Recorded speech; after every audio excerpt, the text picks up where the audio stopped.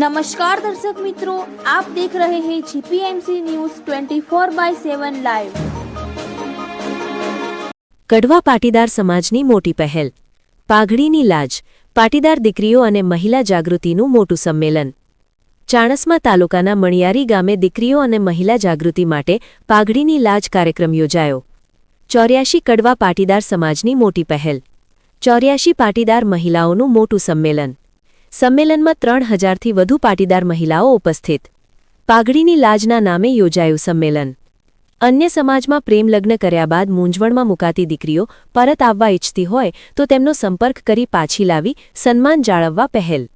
ભાગી ગયેલી દીકરીઓને પાછી લાવવા કરશે પ્રયાસ। દીકરીઓને સમજાવી તેમની ભૂલને માફ કરશે। ભાગી ગયેલ દીકરીઓ પાછી આવવા માંગે તો સન્માન સાથે લાવવામાં આવશે।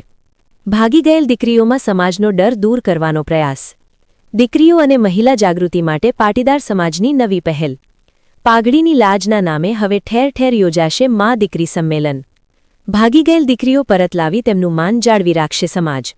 ચાણસ્માના મણિયારી ખાતે 84 કડવા પાટીદાર સમાજની દીકરીઓ માટે લગ્ન કરીને ભાગી ગયેલી દીકરીઓને પાછી લાવવા નવતર પ્રયાસ।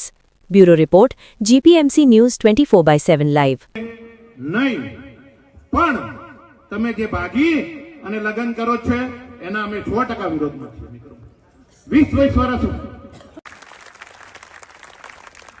108 ટીમનો મુમેન્ટથી સ્વાગત કરશે વર્ષાબેન વાસુભાઈ પિંઢારપુરા, સાફીથી સ્વાગત કરશે દર્શનાબેન ચિરાગભાઈ ચવેલી અને મુકેશ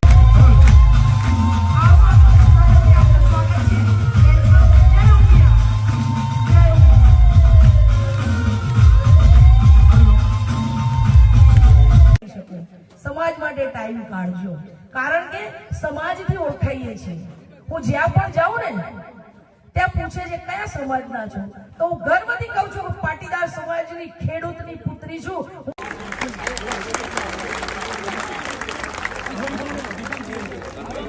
હવે પટેલ ભારતીબેન પ્રહલાદભાઈ 84 કડવા પાટીદાર મહિલા પ્રમુખ, જેમનું મુવમેન્ટ કેટલી જ્ઞાતિઓ એવી છે કે પાટીદાર સમાજની દીકરીઓ છે ને એને તમે ટાર્ગેટ કરે। હા, આવી દીકરીઓને તો જિંદગી પથારી ફેરવી નાખું ને તો મને અંદરથી એમ થાય કે હા હું જીવો એમ।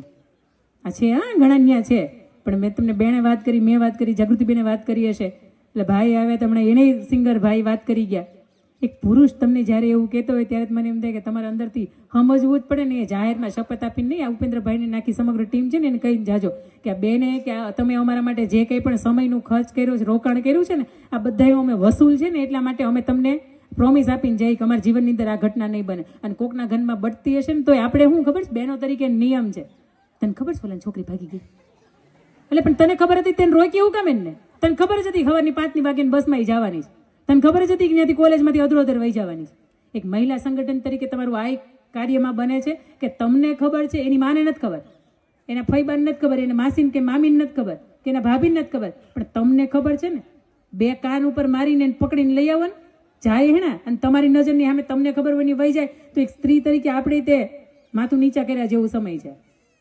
દીકરી તરીકે તમે હંમેશા બેટા એટલા બધા આબરૂદાર થાજો કે તમારી ઉપર તમારી ઉપર નાના નાના બાળકોને તમે ભણાવતા હોય અને તમે બાળ મંદિર જતા હોય ને, બાળ મંદિરના ટીચર હોય ને તમારી ઉપર આમ ગર્વ ન લે, કારણ કે તમે બાળ મંદિરમાં જતા હોય, ચહેરા યાદ ન હોય, પણ તમે કામ એવા કરજો કે બાળ મંદિરના ટીચર હોય ને એ તમારી ઉપર ગર્વ લઈ શકે કે હા આ દીકરીઓ આવી છે, અને સમાજની વચ્ચે દાખલા દેવે કે હા રાજુભાઈની દીકરી છે ને, એવી દીકરી થા તો હું તને ભણાવું, એવી દીકરી થા તો તને હું સ્વતંત્રતા આપું, અને એવી દીકરી થા ને તો હું સમાજની વચ્ચે કહી શકું મારી દીકરી એક ભૂલ કરી પણ હવે એ જિંદગીમાં બીજી ભૂલ નહીં કરે। ખાસ કરીને દીકરીઓ તરીકે તમે આટલા બધા પાવરફુલ થજો, એટલા બધા આમ ખૂંખાર થજો કે સામેવાળાને એમ થવું જોઈએ કે આન પાસે જાઉં તો આપણે બળીને ભસ્મ થઈ જાઉં।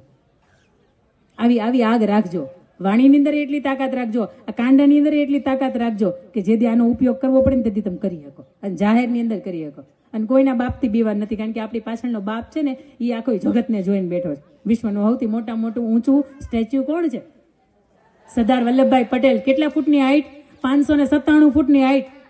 બેઠા બેઠા ન્યાય જોવે છે કે જગત આખું આવું છે એમ, પણ તમને હેની ચિંતા છે? મને તેમ થાય કે જાગૃતિબેન માય આપણી એટલી ઊંચી, મંદિર બને છે કેટલા 503 ફૂટ, 502 ફૂટ। જગતની અંદર આટલું ઊંચું મંદિર કોઈનું નથી। કુળદેવીમાં જગત જનની માં ઉમિયાનું છે। જેની માય આટલી ઊંચી હોય એ જગતને જોતી હોય, જેનો બાપ આટલો ઊંચો હોય એ જગતને જોતો હોય, તો તમારે ને મારા વિચાર કોઈ દિવસ નબળા ન હોઈ શકે. બીજી વાત, બેન તરીકે તમે કેવા હોય, આ બહુ મહત્વની વાત છે. પરણીને સાસરે જાઓ અને 10 આંગળીઓને આમ કરી આમ થાપા તમે આમ કરી આમ દો, ખબર છે, કંકુની અંદર ને પછી આમ. ચાણસ્મા તાલુકાના પાટીદાર યુવાનો દ્વારા 108 દ્વારા આજે મા દીકરી સંમેલન બોલાવવામાં આવ્યું હતું.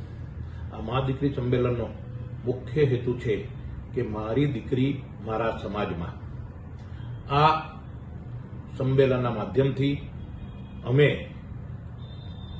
આપ દ્વારા તમામ દીકરીઓને જણાવવા માંગીએ છીએ કે આપ સૌ પોતપોતાના સમાજમાં અને મા બાપની મંજૂરીથી જ આપ સૌ લગ્ન કરો એવી અમારી વિનંતી છે.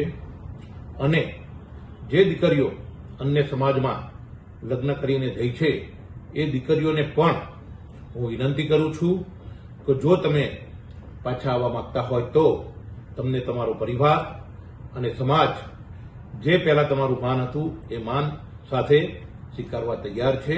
તો આપને પણ હું વિનંતી કરું છું, આપ પણ આપના ઘરે વાપસ આવી શકો છો. આ સંગઠનના માધ્યમથી અત્યાર સુધી ઘણી બધી દીકરીઓ અને અમે ઘરે પાછી લાવ્યા છીએ.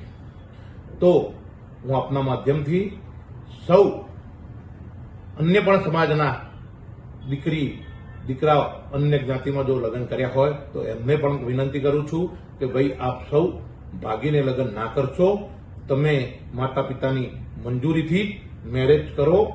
તો સૌ સમાજની જે બંધારણ છે, સમાજનો જે મુદ્દો હોય છે પોતપોતાના સમાજનો, એ જળવાઈ રહે.